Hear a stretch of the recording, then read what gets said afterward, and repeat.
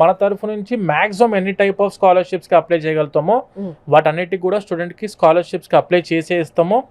And ఎర్లీగా approach అయినప్పుడు ఏంటంటే వీళ్ళకు ప్రాసెస్ కూడా స్మూత్ గా అయిపోయింది.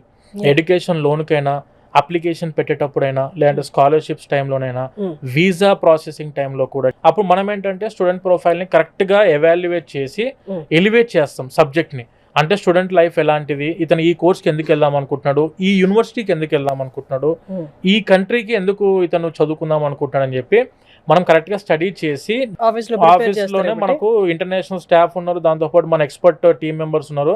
వీళ్ళందరూ ఏంటంటే ఇంటర్వ్యూస్ కి స్టూడెంట్స్ కి బాగా మాక్ ఇంటర్వ్యూస్ తీసుకుంటే కాన్ఫిడెన్స్ బిల్డ్ అవుతుంది. అంటే మనము స్టూడెంట్స్ కి ఎన్ని విధాలుగా అవకాశాలు మనము మన తరఫు నుంచి ఉండిద్దో అన్ని విధాలుగా ప్రతి ఒక్క పాయింట్ ఆఫ్ వ్యూలో మా ఎక్స్పర్ట్ పర్సన్ వాళ్ళకి హెల్ప్ చేస్తారు.